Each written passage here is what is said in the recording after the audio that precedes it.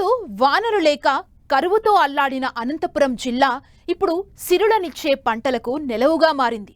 తెలుగు రాష్ట్రాల్లో ఎక్కడా లేని విధంగా ఇక్కడ ఖర్జూరం పంట జోరుగా సాగవుతుంది. 4 ఏళ్ల క్రితం ఖర్జూరం మొక్కలని ప్రయోగాత్మకంగా నాటిన రైతు ప్రస్తుతం దిగుబడులను పొందుతున్నారు. ఇంతకీ ఖర్జూరం సాగు ఎలా ఉంది? పెట్టుబడి ఎంతవుతుంది? మార్కెటింగ్ సమస్యలేవైనా ఉన్నాయా? రైతు అనుభవం ద్వారా తెలుసుకుందాం.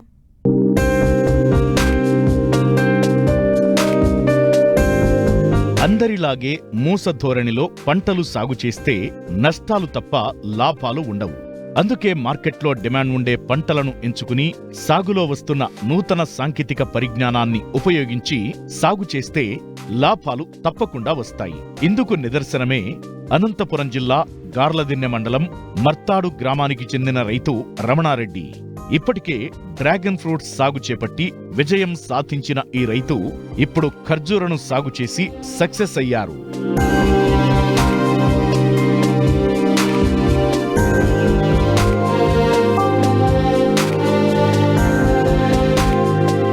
సాధారణంగా ఖర్జూరం అనగానే మనకు మార్కెట్లో నల్లగా ఉండి మెత్తగా ఉంటుంది. కానీ ఈ తోటలో చెట్లకు కాసిన పండ్లు ఎల్లో కలర్లో ఉంటాయి. ఇది బర్హీ రకం. ఇది కాయగా ఉన్నప్పుడు ఆకుపచ్చ రంగులో ఉంటుంది. పండు అయ్యాక పసుపు రంగులోకి మారుతుంది. సాధారణంగా ఖర్జూరాన్ని బెల్లంలో ఉడకబెట్టి ప్రాసెస్ చేస్తుంటారు. కానీ ఇది ఫ్రెష్ ఫ్రూట్, నేరుగా చెట్టు నుండి కోసుకుని తినేయవచ్చు. ఈ రకాన్ని రైతు రమణారెడ్డి 4 సంవత్సరాల క్రితం అబుదాబి నుంచి 250 మొక్కలను తెప్పించి నాటారు. అందులో 200 మొక్కలు ఆడవి, 50 మగ మొక్కలు ఉన్నాయి. ఒక్కో మొక్కకు 4,250 రూపాయలయ్యింది. నాటిన 3వ ఏడాది కొద్ది మొత్తంలో దిగుబడి వచ్చింది. ప్రస్తుతం 4వ సంవత్సరం దిగుబడులను తీస్తున్నారు. ఫ్రెష్ ఖర్జూర్ అనమాట. ఇది సాగు చేయబట్టి ఇప్పుడు ఇది 4వ సంవత్సరము. ఇంకా ఫస్ట్ క్రాప్ అనమాట. ఇది కాపు వచ్చి మనం ఇది మొక్క పెట్టినాక 4 సంవత్సరాలకి కాపు వచ్చిందనమాట. ఇది మేము అక్కడ అబుదాబి నుంచి మొక్క తెప్పించామన్నా. ఒక మొక్క వచ్చి 4,250 రూపాయలు పడిందనమాట. అంటే దీంట్లో మగ ఆడని ఉంటాయి. మనము 100 మొక్కలకు ఒక 10 మొక్కలు మగ మొక్కలు పెట్టుకోవాలన్నమాట. ఇది మనం ఎందుకు మగ మొక్కలు అంటే పూత వచ్చినప్పుడు సంపర్కం చేయాలన్నమాట. అంటే మిగతా పంటలకైతే తేనెటీగలు సంపర్కం చేస్తాయన్నమాట. దీనికి అట్లా కాదనమాట. మనం హ్యాండ్ పాలినేషన్ చేయాలి. అవి సెల్ఫ్ పాలినేషన్ చేస్తాయి. మిగతా పంటలకి మనం హ్యాండ్ పాలినేషన్ అంటే ఇది సంవత్సరము ఫిబ్రవరి నెలలో ఫ్లవరింగ్ స్టార్ట్ అవుతుంది. ఫ్లవరింగ్ వచ్చిన తర్వాత మొగ్గ అది ఇడిగిన తర్వాత మనం మగపూత తెచ్చి ఆడపూతలకి ప్రతి ఒక్క గొలకి సంపర్కం చేయాలన్నమాట. అట్లా చేసినాక మనకి 150 రోజులకి పండు అవుతుందన్నమాట. ఆ పండు అయినాక దాన్ని మనము మార్కెట్కి అట్లా విక్రయించవచ్చు. నేను ఇవి 250 చెట్లు ఉన్నాయన్నమాట. అంటే మళ్ళీ మగ 50 చెట్లు ఉన్నాయి. ఇవి ఆడ 250 చెట్లు ఉన్నాయి. మనకి పెట్టుబడి ఇప్పుడు ప్రస్తుతానికైతే అంతా నాకు ఒక 12 లక్షల వరకు వచ్చింది. అంటే ఎరువులు అంతా కలిసి ఈ సంవత్సరం చూడాలి. ఇప్పుడైతే మనకి ఒక 5 టన్నుల వరకు అమ్మినాము. ఇంకా ఒక 5 టన్నులు అవుతుంది. కానీ కొద్దిగా ఏమన్నా అంటే దీంట్లో మార్కెట్ సమస్య విపరీతంగా ఉందన్న. ఇది పలానా మార్కెట్కి పోతే ఇన్ని టన్నులు తీసుకుంటారనేది ఎక్కడా లేదనమాట మార్కెట్. మేమే ఏం చేస్తున్నామంటే హైవేల మీద అట్లా లేడీస్ని పెట్టి రోజుకి వాళ్ళకి 500 కూలిచ్చి కిలోల ప్రకారం అమ్మిస్తున్నాము. ఇది హోల్సేల్గా అయితే మనకి 120 రూపాయలు ఉందినా. తిరుపతికి పంపిస్తున్నాము, హైదరాబాద్ పంపిస్తున్నాము, బెంగళూరుకి సిటీ మార్కెట్ పంపిస్తున్నాము, మళ్ళీ చెన్నై కోయంబేడు మార్కెట్ పంపిస్తున్నాము. వాళ్ళే ట్రాన్స్పోర్ట్ అంతా మనకి సంబంధం లేదు. 120 రూపాయలతో ఇస్తున్నాము. కానీ ఏమనంటే నా దీంట్లోనూ ప్రాసెస్ ఏమనంటే పని అయితే ఎక్కువ, లేబర్స్తో ఎక్కువ ఖర్చు కూడుకోండి. ఇది ఎందుకంటే దీనికి ముళ్ళు అంతా జూరించుకోవాలి. ఫస్ట్ మళ్ళీ పట్టలన్నీ కోసేసుకోవాలి. దీనికి అసలైంది ఏమనంటే 3 సంవత్సరాల నుంచి రైనోస్ బీటీలని పురుగు వస్తుంది అనమాట. నల్ల పురుగు అంటే లోపల తొలుతా వస్తుంది. అది పీస్ అనేది బయటకు వస్తుంది. క్లోరోపైరిపాస్ కానీ ఏదైనా కానీ దాన్ని పిచికారి చేసినామనుకో ఆ పురుగు చనిపోతుంది. మళ్ళీ 4 ఏళ్ల తర్వాత దీనికి రెడ్ వీల్ అని వస్తుంది. అంటే ఇప్పుడు కాపు బాగా కాసింది చూసేక మీద ఇది బాగుంది అనుకుంటావు, కానీ అది ఉన్నట్టుండి చెట్టు పడిపోతుంది అనమాట. దీనికి ఆ 2 వ్యాధులు తప్ప మళ్ళీ వ్యాధులు అయితే ఏది లేదు. కానీ మార్కెట్ గిన బాగుంటే ఎవరైనా కానీ పెట్టుకోవచ్చు. మార్కెట్ పరంగా చాలా ఇబ్బందులు ఉన్నాయన్నమాట. దీనికి ఒక్కసారి మొక్క నాటినామంటే ఒక 50-60 ఏళ్ళు ఉంటుందన్నమాట. ఎందుకంటే ఇది ఈత చెట్టు జాతిది. నీళ్లు లేకోకుండా పండుతుంది, నీళ్లున్నా పండుతుంది. నీళ్ళు ఎక్కువ ఉన్నాయనుకో ఇంకా కాయ సైజు స్పీటు అంతా పెరిగి బాగా వస్తుంది పంట. దీనికి మొక్కలు నాటినాక మేము ఇచ్చి దీనికి ఎక్కువ ఈటు ఉండాలన్నమాట. కోడెరువు ఎక్కువ వేస్తున్నాము, మేకలెరువు వేస్తున్నాము. కానీ మన పసిలెరువు వేయకూడదు అని అంటున్నారు, కానీ మేము పసిలెరువుగానే వేస్తున్నాము. ఎందుకంటే పసిలెరువు ఎక్కువ వేస్తేనే రైనో బీటులో అది పురుగు వస్తున్నట్టున్నారు.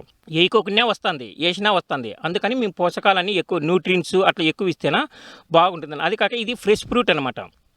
అనంతపురంలో ఏ ఫ్రూట్ అన్నా కానీ నీకు ఏదైనా తీసుకొని అనంతపురంలో మనకు ఎందుకంటే స్వీట్ ఎక్కువ ఉంటుందన్నమాట. ఇది మీ ఇప్పుడు మార్కెట్లో అంతా ఉండేది చూసేకి ఏమనుకోని పచ్చితకాయ ఉంది దీన్ని తింటారా అది ఇదని అడుగుతున్నారు. కానీ ఈ కాయ ఒక్కసారి ఎవరైనా తిన్నారంటే కేజీ అడిగేవాళ్ళు 2 కేజీలు అడుగుతున్నారు. బాగా మార్కెట్లో అయితే బాగానే తీసుకుంటున్నారు, కానీ మార్కెట్ పరంగా మనకి టన్నులు తీసుకునే వాళ్ళు లేరన్నా. మనం సొంతంగా మార్కెట్ చేసుకుంటేనేమో బాగుంది. ఖర్జూరం మొక్కలు ప్రతి ఏటా జనవరి ఫిబ్రవరిలో పూతకు వస్తాయి. వచ్చినప్పుడు మొగ పుష్పాల నుండి వచ్చిన పుప్పొడితో ఆడ మొక్కలకు వచ్చిన పుష్పాలను క్రాసింగ్ చెయ్యాలి. ఇలా పూత వచ్చిన 150 రోజులకు పండ్లు కోతకొస్తాయి. ఇప్పటికే 3 ఎకరాలపై 5 టన్నుల దిగుబడిని తీసుకున్న రైతు మరో 5 టన్నుల దిగుబడి మొక్కలపైనే ఉందంటున్నారు. ఇలా ప్రతి ఏటా దిగుబడి పెరగనుంది. ఇలా 60-70 ఏళ్ల పాటు దిగుబడి ఇవ్వనున్నాయి మొక్కలు. ఇది ఇంకా ఫస్ట్ కాపు కాబట్టి నాకు బాగానే వచ్చింది. ఇప్పటికైతే మనకి 250 చెట్లకు గాను ఒక 10 టన్నులు వస్తుంది అనుకున్నాము. ఒకవేళ టన్ను యావరేజ్ 1 లక్ష రూపాయలు వేసుకున్నా కానీ 10 లక్షలు, ఇంకా ఒక 2-3 లక్షలు వస్తే నా పెట్టుబడి అయితే వెళ్ళిపోతుంది. ఇంకా కానీ మనకి ఇంకా మళ్ళీ ఇది కనీసం అంటే 30-40 ఏళ్ళు ఉంటుంది. అంతవరకు అయితే మన సంవత్సరానికి అయితే ఒక 2-3 లక్షలు వస్తుంది.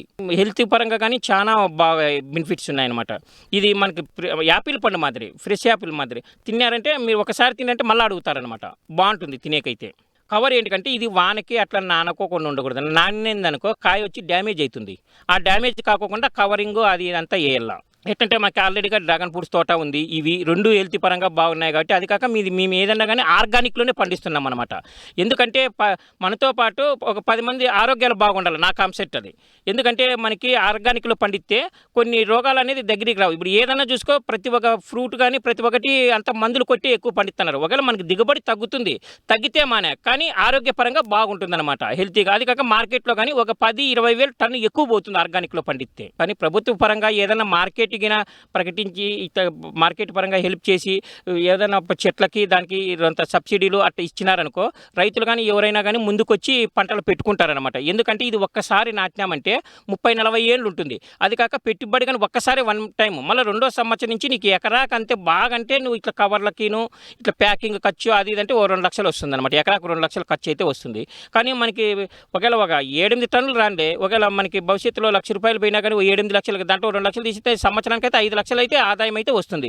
ఏమంటే మార్కెట్ పరంగా ఇబ్బంది ఉందన్నమాట. మార్కెట్ పరంగా అందరూ ఎదవడుతున్నారు. ఇది ఎక్కడ పిల్ల ఏమి కథ అట్లే ముందుకు ఎవరైనా ముందుకు రావాలంటే రాలేకపోతున్నారు. పంట ఆరంభంలో పెట్టుబడి ఎక్కువైనా పూర్తి పంట కాలంతో పోల్చుకుంటే ఆ పెట్టుబడి లెక్కలో కూడా రాదు. ఒక్కసారి నాటితే దాదాపు 70 సంవత్సరాల పాటు పంటను తీసుకోవచ్చు. ఇతర పంటలతో పోల్చితే తక్కువ శ్రమతో అధిక లాభాలు పొందవచ్చని రైతు అనుభవం నిరూపిస్తోంది. తోటి రైతులు కూడా మార్కెట్లో డిమాండ్ ఉన్న ఆధునిక పంటలను సాగు చేస్తే మంచి లాభాలు గడించవచ్చు.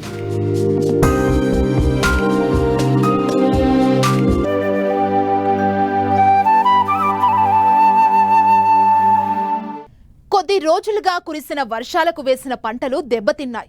వివిధ దశల్లో ఉన్న పంట పొలాల్లో నీరు చేరి ఎదుగుదల నిలిచిపోయింది.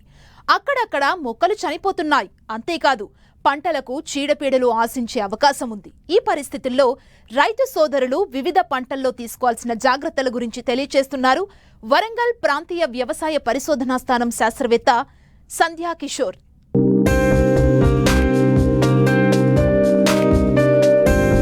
తెలుగు రాష్ట్రాల్లో కురిసిన భారీ వర్షాలకు రైతులు తీవ్రంగా నష్టపోయారు. వరి, పత్తి లాంటి పంటలు నీటిలోనే మునిగిపోయాయి. ముఖ్యంగా ఈ ఏడాది వర్షాలు ఆలస్యం కావడంతో అపరాల పంటలైన కంది, పెసర, మినుము పంటలను రైతులు అధిక విస్తీర్ణంలో సాగు చేశారు. అయితే వరుసగా కురిసిన వర్షాలకు కంది పంటలో నీరు చేరి పంట ఎదుగుదలకు తీవ్ర ఆటంకంగా నిలుస్తోంది. నీరు నిలిచిన చోట మొక్కలు వడలిపోయి చనిపోతున్నాయి. కలుపు పెరిగి మొక్కల చీడపీడలకు అనువుగా మారింది. సాధ్యమైనంత త్వరగా యాజమాన్య పద్ధతులు పాటించడం వల్ల కలుపును అదుపు చేసి చీడపీడలను నివారించవచ్చని రైతులకు తెలియజేస్తున్నారు వరంగల్ ప్రాంతీయ వ్యవసాయ పరిశోధనా స్థానం శాస్త్రవేత్త సంధ్యా కిషోర్. గత వారం నుంచి 10 రోజుల పాటుగా ముసుర్లు వానలు ఎడతెరిపి లేకుండా ఉండడం గమనిస్తున్నాం. మామూలుగా అయితే ఈ సమయంలో రైతు సోదరులు కలుపు యాజమాన్య పద్ధతుల మీద దృష్టి సారిస్తూ ఉంటారు.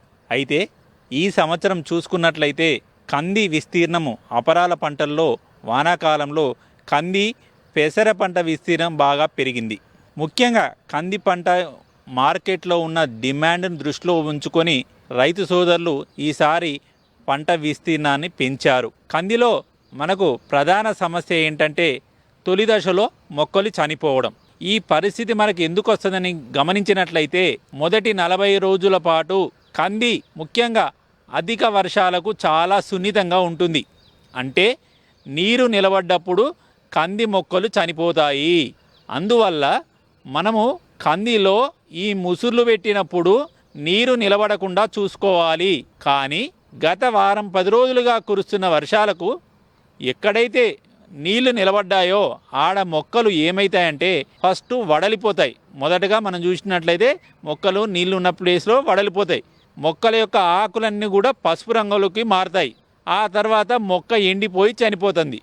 దీన్ని ఎండు తెగులు అనుకుంటారు. కానీ ఇది అధిక నీటి ఒత్తిడి వలన ఫైటాప్తోరా అనే శిలీంధ్రం వల్ల వచ్చే తెగులు. దీన్ని మనము నివారించాలంటే నీరు పోయేటట్టు చూసుకోవాలి. 2 ముసుర్లు తగ్గినప్పుడు తర్వాత నల్లరేగడి నేలల్లో ఈ తెగులు ఉధృతి రాకుండా ఉండాలంటే మెటలాక్సిల్ 2 గ్రాములు లీటర్ నీటికి మొదలు తడిచేలా జాగ్రత్తగా పిచికారీ చేసుకోవడం ద్వారా ఈ ఫైటాప్తోరా ఎండు తెగులు నుంచి మొక్కలు చనిపోకుండా కాపాడుకోవచ్చు. ఇలా మొక్కల సంఖ్య ఉండే విధంగా మనం కాపాడుకున్నట్లయితే చివరగా అధిక దిగుబడులు పొందవచ్చు. ఇక దీని తర్వాత కందిలో ఇప్పుడు ప్రస్తుతం ఉన్న ప్రధాన సమస్య చూసినట్లయితే కలుపు సమస్య. కలుపు తొలి దశలో ఉన్నప్పుడు ఇమాజిత్ పైర్ అనే కలుపు మందును ఎకరాకు 300 మిల్లీలీటర్లు, ప్రొపాక్విజాపాప్ ఏజిల్ అనే కలుపు మందును ఎకరాకు 250 మిల్లీలీటర్లు 200 లీటర్ల నీటిలో కలిపి పైపాటుగా పిచికారీ చేయడం ద్వారా కందిలో వచ్చే కలుపును నివారించవచ్చు. వీటితో పాటు ప్రొపాక్విజాపాప్, ఇమాజిత్ పైర్ అనే కలుపు మందు, ఆ కలుపు మందుల మిశ్రమాన్ని షాకీద్ అనే పేరుతో మార్కెట్లో అందుబాటులో ఉన్నది. ఈ మందును కూడా ఎకరాకు 800 మిల్లీలీటర్లు 200 లీటర్ల నీటిలో కలిపి పిచికారీ చేసుకోవడం ద్వారా తొలి దశలో వచ్చే కలుపును నివారించవచ్చు. అలాగే ఇంకొక కలుపు మందు ఇమాజిత్ పైర్, ఇమాజా మాక్స్ అనే కలుపు మందుల మిశ్రమము ఒడిస్సీ అనే పేరుతో దొరుకుతుంది. ఈ కలుపు మందును కూడా ఎకరాకు 40 గ్రాములు 200 లీటర్ల నీటిలో కలిపి పైపాటుగా పిచికారీ చేసుకోవడం ద్వారా వెడల్పాటి ఆకు కలుపు మొక్కలు అలాగే గడ్డి జాతి కలుపు మొక్కలు రెండింటిని కూడా నివారించవచ్చు. అలాగా తొలి దశలో వచ్చే కలుపు మందును కలుపు నివారించే రసాయనాలు ఉపయోగించి చేయడం ద్వారా ఖర్చు ఆదా అవుతుంది. కొన్ని కంది రకాలు సాగు చేసినప్పుడు అధిక ఎత్తు పెరుగుతూ ఉంటాయి. అయితే 45 రోజుల వయస్సులో మొక్కల తల కొనలను తుంచివేయాలి.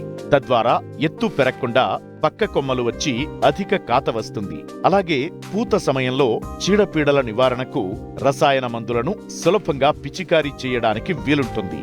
ప్రస్తుత వాతావరణ పరిస్థితుల కారణంగా కందితో పాటు పెసర, మినుములో లద్దె పురుగు ఆశించే అవకాశముంది. రైతులు ఎప్పటికప్పుడు గమనిస్తూ సమగ్ర సస్యరక్షణ చర్యలు చేపట్టాలి. ఇప్పుడు పెసర, మినుము కంటిన్యూస్గా ఏకదాటిగా ముసుర్లు వర్షాల వలన రొట్ట ఎక్కువగా పెరిగే అవకాశం ఉంటుంది. దీనిలో లద్దె పురుగు వచ్చే అవకాశం ఉంది. కాబట్టి ఎప్పటికప్పుడు రైతులు తమ క్షేత్రాలకు వెళ్ళి లద్దె పురుగు యొక్క ఉధృతిని గమనించుకోవాలి.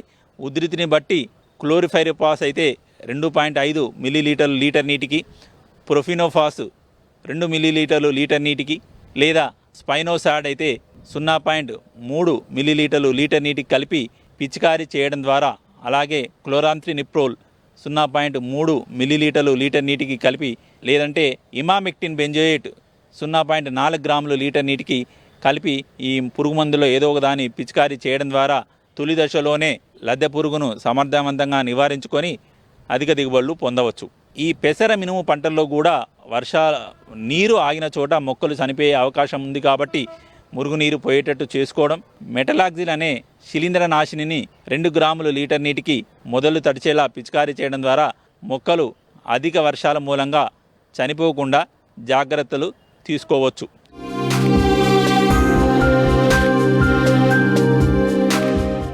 ఒకప్పుడు గ్రామాల్లో రైతులు వ్యవసాయానికి అనుబంధంగా ఉన్న నాటుకోళ్ల పెంపకం నేడు ఉపాధిగా మారుతుంది. లాభసాటిగా మారిన ఈ పరిశ్రమ వైపు రైతులు దృష్టి సారిస్తున్నారు. ఈ కోవలోనే బాపట్ల జిల్లాకు చెందిన ఓ రైతు నాటుకోళ్లు, మేలుజాతి కోళ్లను పెంచుతూ స్వయం ఉపాధి పొందుతున్నారు.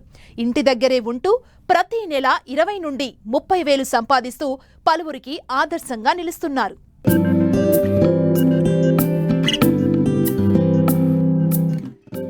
వ్యవసాయం, పాడి తర్వాత స్థానం కోళ్ల పెంపకానిది. గ్రామీణుల ఆదాయాన్ని పెంచే విషయాల్లో మొదట చెప్పుకునేది నాటుకోళ్ల పెంపకమే. జాతి కోళ్ల పెంపకం ద్వారా మంచి ఆర్థిక పరిపుష్టి సాధించవచ్చు. అయితే ఇప్పుడు ఆ తీరు పూర్తిగా మారింది. కొందరు రైతులు ప్రత్యేకంగా షెడ్లను నిర్మించి వాటిలో పెంచుతున్నారు. ఈ కోవలోనే బాపట్ల జిల్లా వేటపాలెం మండలం వడేసంఘం గ్రామానికి చెందిన రైతు శాంసన్ నాటుకోళ్లు, మేలుజాతి పందెం కోళ్లను పెంచుతున్నారు. కోళ్లకు రోగనిరోధక శక్తిని పెంచేందుకు అల్లం, ఉల్లిపాయలు, తాటి బెల్లంతో తయారు చేసిన మిశ్రమాన్ని అందిస్తున్నారు. నాటుకోళ్లకు దాణాగా అన్నం, తౌడు కలిపి ఇస్తున్నారు. మేలుజాతి కోళ్లకు మాత్రం తైదలు, సజ్జలను అందిస్తున్నారు. ఆశించిన రీతిలో ఆదాయం వస్తూ ఉండడంతో అదే వృత్తిగా ఎంచుకుని ఉపాధిగా మార్చుకుంటున్నారు. నేను చిన్నప్పటి నుంచి నాటుకోళ్లు పెంచడం అలవాటు. నేను 1974 నుంచి చిన్న పిల్లలు కొనుక్కొని ఈ నాటుకోళ్లు పెంచుతున్నాను. ఇప్పుడైతే ఇక్కడ ఒక షెడ్ వేసాము. ఆ షెడ్ 30 అడుగులు వెడల్పు, 72 అడుగులు పొడవు. దీని నిర్మాణం దగ్గరగా 7 లక్షల దాకా ఖర్చు అయింది. ఇప్పుడు మా దగ్గర 200 నాటుకోళ్ళు, విడికాళ్ళ పుంజులు, విడికాళ్ళ పెట్టెలు ఇవి ఉన్నాయి. వీటికి సంరక్షణ కానీ ఏదైనా కానీ ముందు మేము చిన్నపిల్లలప్పుడు తౌడు, అన్నం కలిపి పెడతాము. మధ్యాహ్నం పెద్దాటికైతే తైదులు, సజ్జలు అవి పెడతాము. ఇంకా వేరే ఆహారం ఏం పెట్టము. ఉదయం నిద్ర లేవగానే మేము ఈ కోళ్ళని బయటకు వదిలేసేస్తాము. బయటకు వదిలేసి ఈ షెడ్డు అంతా మోటార్ వేసి పైప్ వేసి శుభ్రంగా కడిగి ఆ ఫెనాయిల్ వేసి తుడుస్తాము. నేను నా భార్య ఈ సంరక్షణ గురించి మొత్తం శ్రద్ధ తీసుకొని చేస్తూ ఉంటాము. ఏదైనా చిన్న ఏదైనా కాళ్ళు నొప్పులు రాని, లేకపోతే ఏదైనా తెల్లగా రెట్టలేసినా ఏదైనా వేసినా అల్లము, చిన్నులపాయలు, తాటి బెల్లం కలిపి నూరి ఒక్కొక్క దానికి ఒక్కొక్క ఉండలెక్కన వేసి నోట్లో వేసి తినిపిస్తాము. ఇంకా మాకైతే ఎన్ని సంవత్సరాల నుంచి పెంచుతున్నా కూడా మాకు జబ్బులు అనేది రావు. మేము ఒక డాక్టర్ దగ్గరికి కూడా వెళ్ళము.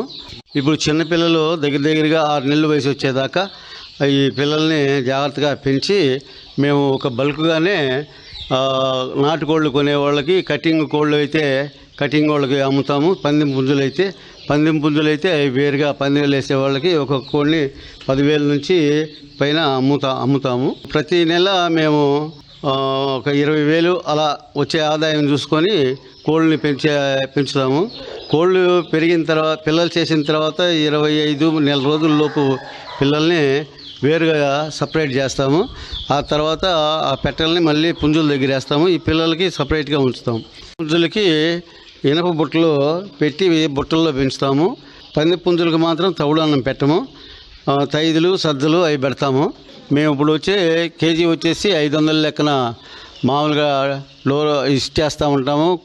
బల్క్ మీద వాళ్ళు తీసుకెళ్ళి కట్ చేసుకుంటారు. మాకు శనివారం వచ్చేసి పట్టుకెళ్తారు. నాటుకోళ్ళు పెంచడం అంటే ఇళ్లలో ఊళ్ళలో పెంచితే రోగాలు వస్తూ ఉంటాయి, కొక్కిరి తెగులు అలాంటివి వస్తాయి.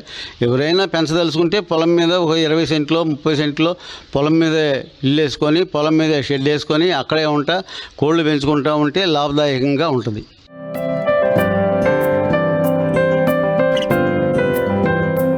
వ్యవసాయంలో సమస్యలకు, సందేహాలకు సమాధానాల కోసం మట్టి మనిషి రైతుకు అండగా నిలుస్తోంది. మీరు సంప్రదించవలసిన చిరునామా మట్టి మనిషి, 10 TV, road number 36, Jubilee hills, Hyderabad 500033. మా ఫోన్ నంబర్ 0403010110 8897186111. మరిన్ని ఆసక్తికరమైన విశేషాలతో ప్రతిభా బయోటెక్ కోకోలి సమర్పించు మట్టి మనిషి కార్యక్రమంలో మళ్ళీ కలుసుకుందాం. అంతవరకు సెలవు. నమస్తే.